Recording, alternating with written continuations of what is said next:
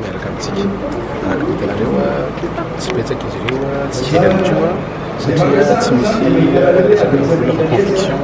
izay rehetra tamin'ny Facebook dia tsika moa tsy amin'nytivina zany fa conférence ohatran'izao zany atao toerana rehetra zay ny propagande dia naino zany totsika hoe andana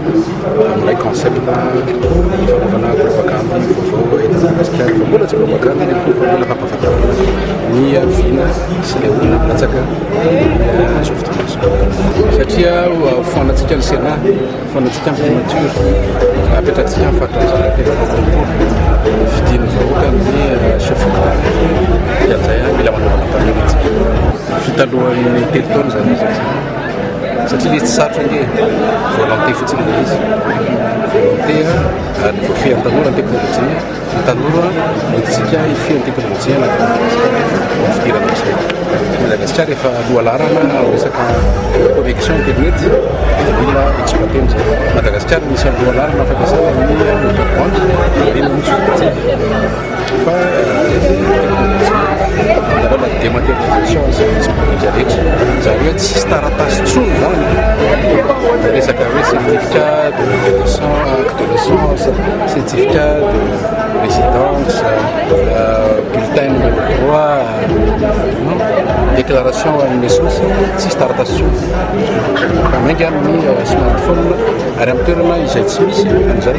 dia metratsika borne informatique tiraka asa dia tsisy asany raha-pitomboana zany atodinao zany ministère tsy maintsy ahina ministère tsy maintsy ahina ministère satria zao 2 milliards ny vidina 4 ministre ray 2 milliards fois 30 60 milliards raha ahinantsika izay aminazy katsika ahina ministère atao lavance daholo ny plaque rouge mandeha reny ka hitanareo fa mandany mihitra ny 10% tsy fandropalemana hita masiko fantatrio ny anan'io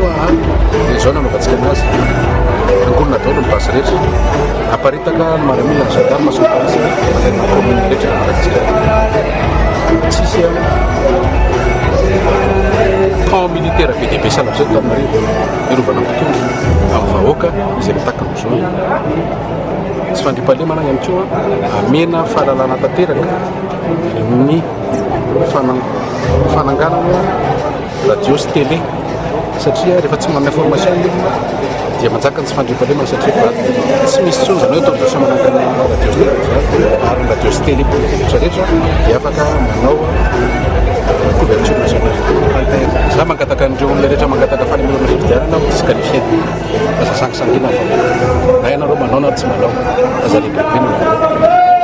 zay fotsiny afitenena rehefa fanarahana fa tsy na fifidianana atao fifidianana tsy misy olona afaka hitondra Madagasikara tsy atao après 26 janvier raha ohatra ka tsy mandalo fifidianana tsika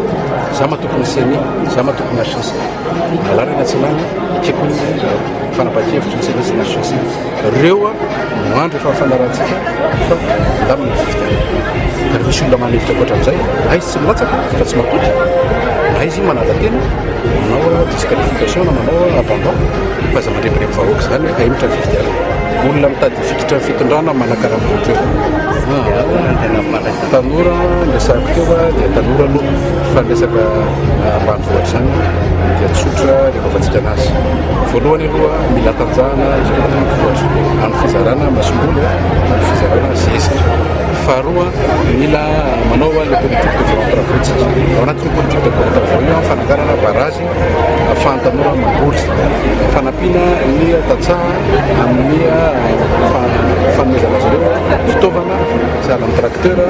sahala amin'ny moissonneuse batteuse izay ahafahany loko zany